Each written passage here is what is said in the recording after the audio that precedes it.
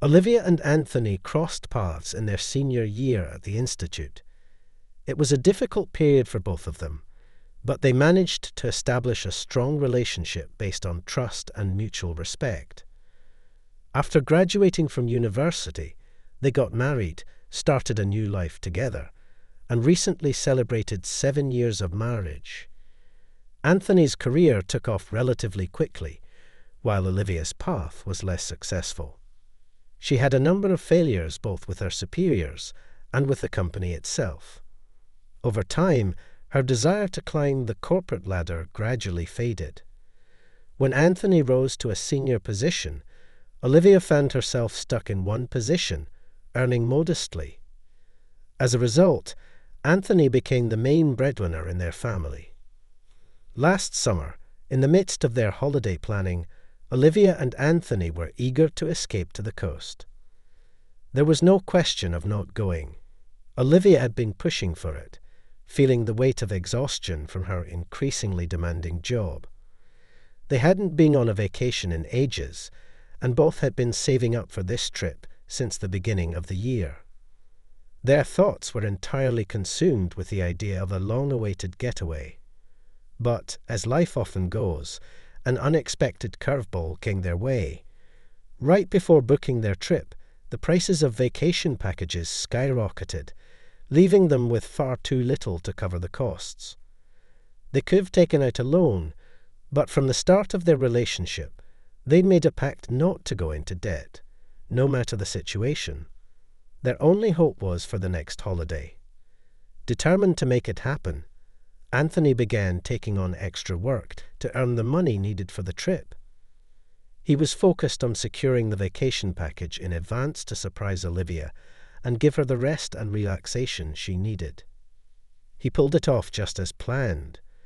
The coveted tickets were in his hands, and Olivia was overjoyed. Finally, they were able to take their long-anticipated vacation. The hotel exceeded their expectations, and the staff was incredibly attentive. On the first day, they had the chance to unwind. For the next few days, the couple explored the area, took in the sights, and spent time on the beach. One evening, they discussed the possibility of going on a guided tour. "Let me check on that," Olivia said, eager to find out more. She headed down to the reception on the first floor to inquire about tours available for guests. She had already spotted some brochures, but hadn't thought to ask for them earlier. As she examined the brochures, with their bright, enticing images, and asked a few questions to the receptionist, a man she didn't recognize approached her. "I highly recommend this boat tour," came a deep, pleasant voice, and Olivia looked up, captivated by the speaker. "Have you tried it?" she asked, her curiosity piqued. The question caught her off guard, as she hadn't expected to be so intrigued, not by the tour itself, but by the man speaking to her. Just then, the receptionist received a phone call, apologized, and excused himself to attend to the matter. The two began chatting. The man introduced himself as Stanley, explaining that he had been staying at the hotel for about a week and had seen everything the area had to offer. But with such a lovely companion, he'd be happy to repeat the experience, he said with a smile. His flirtation, coming from someone so attractive, was an unexpected but welcome compliment, and Olivia decided not to mention her husband. After a short conversation, and after Olivia took the brochure, she excused herself and headed back to the room. When she came in, Anthony asked why she had been gone so long. Olivia told him that she was waiting for the receptionist. She didn't say anything else. Not a single word. A few days later, late in the evening, the couple went for a walk to the sea. The air turned cool, and Olivia wrapped herself in a hoodie to keep warm. "How about we remember the days of our youth?" Anthony suggested cheerfully, starting to undress. "What are you doing?"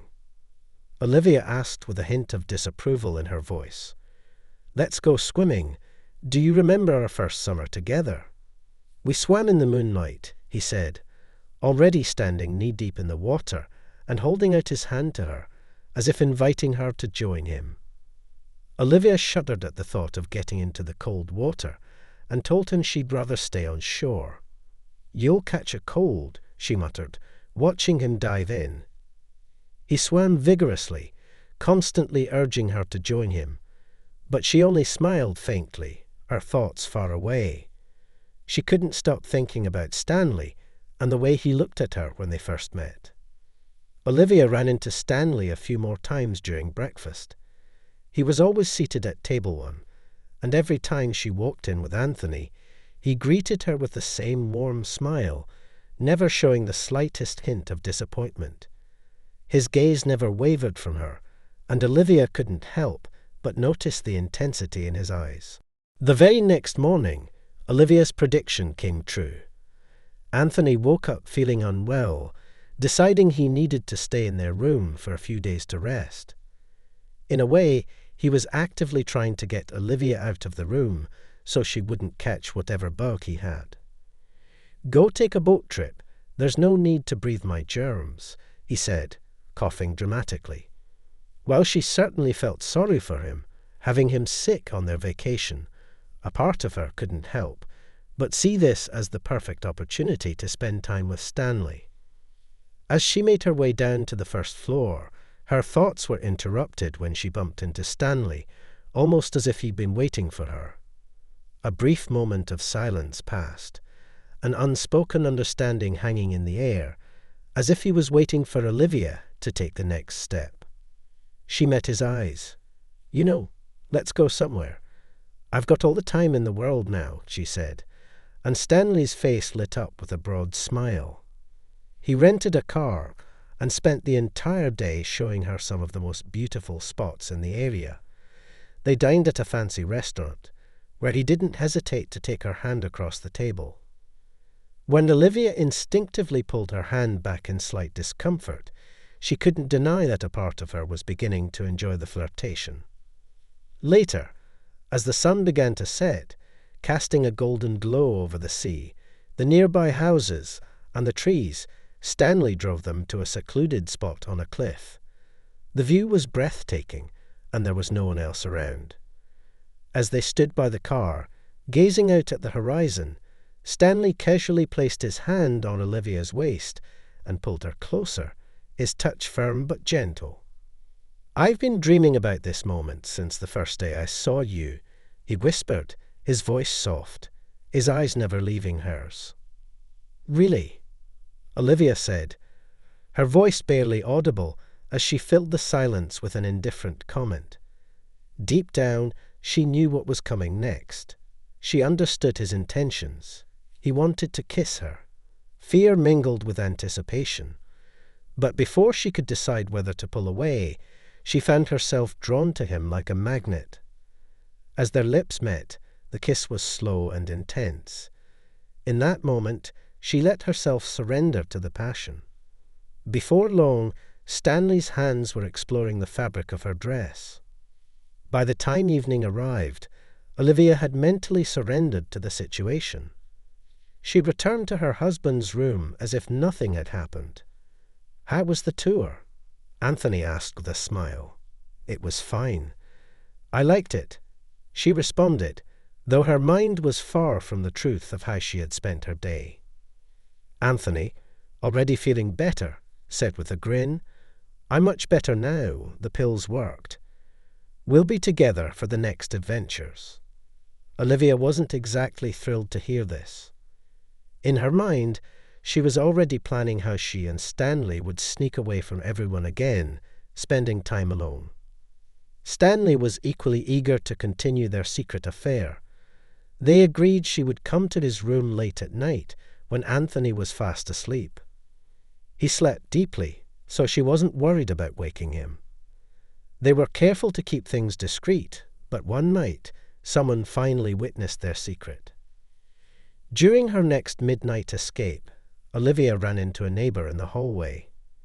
He saw her knocking on the door, and Stanley opened it. The neighbor, polite but confused, greeted them, only for Stanley to slam the door without a word. The neighbour, George, had only just arrived at the resort and hadn't had the chance to get to know anyone. He assumed, based on the interaction, that the couple must be on a romantic getaway. His suspicions were only confirmed the next day when, from the balcony of his room, he spotted Olivia and Stanley by the pool, talking and trying to hide behind a large beach umbrella. Before they kissed, both of them glanced around, seemingly checking for anyone who might be watching, before they parted ways again. George's attention, however, was drawn to the chaise longue next to them. He noticed a phone lying on it, the one he'd left earlier. He decided to take it to the owners, but by the time he returned to the pool, everyone was already scattered. He didn't remember the room number, as he hadn't paid attention to it, but as luck would have it, Olivia had a photo of herself on her phone's screensaver, making it easy for George to describe her. He approached the receptionist with the phone and explained the situation, eager to return the lost item. George knocked on the door, feeling slightly uncertain. When it opened, however, the man who greeted him wasn't the one he had seen with Olivia. He was a bit taken aback. He had assumed she was vacationing with someone else, not her actual husband. The confusion was written all over Olivia's face when she appeared beside her real husband. It was clear she hadn't expected to see a witness to her late-night activities. When she spotted the phone in George's hand, she awkwardly joked about how forgetful she was, thanked him, and quickly tried to shut the door. George stood there, processing what had just happened. He had witnessed Olivia spending time with one man at night, all while pretending to live with another. It didn't take long for him to put the pieces together. Another woman caught in infidelity, another betrayal. It stirred up memories of his own painful breakup, one that had left him heartbroken after discovering his ex had been seeing other people. What he hadn't anticipated was how deeply the situation with Olivia and her husband would linger in his mind, even though he would likely never see them again. The more he reflected, the more disturbed he became. So, in an attempt to clear his mind, he decided to confront Anthony. At breakfast the next morning, George took the opportunity to tell Anthony everything he had seen and knew. At first, Anthony didn't believe him. But George wasn't done yet. He gave Anthony one piece of advice: set an alarm in the middle of the night and check if his wife was still around. "I hope you'll see what's really going on." "Good luck," George said before returning to his own table. Now it was Anthony's turn to face the truth. The idea of Olivia being unfaithful was something he never wanted to consider. But why would a neighbour make such an accusation if there wasn't something to it? He followed George's suggestion, setting an alarm for the dead of night, though he found himself unable to sleep. Olivia kept asking if he was planning to go to bed, her questions adding to his suspicions. She was nervous, and that only made him more certain she had something to hide. Finally, Anthony pretended to fall asleep, lying perfectly still. Soon after, he heard Olivia preparing to leave.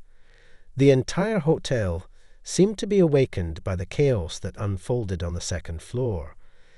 Anthony followed Olivia and learned exactly where she was going in the middle of the night. When he confronted them, the scene that played out was something neither of them would forget. Stanley, her lover, spent the rest of the day wearing sunglasses indoors. The next morning, their vacation came to an abrupt end. Olivia didn't have a chance to beg for forgiveness. She could only watch in silence as everything she had built with Anthony fell apart. Once they were back in the city, Anthony filed for divorce and told her to collect her things as quickly as possible and leave. She tried reaching out to Stanley, but he never responded, likely because he had his own life and didn't want to jeopardize it over a fleeting affair. Olivia's life took a turn for the worse. Now a divorcee, she had to quickly find a new place to live and manage on her modest salary. After all, Life had its bills to pay, and she was no longer in the position to escape responsibility.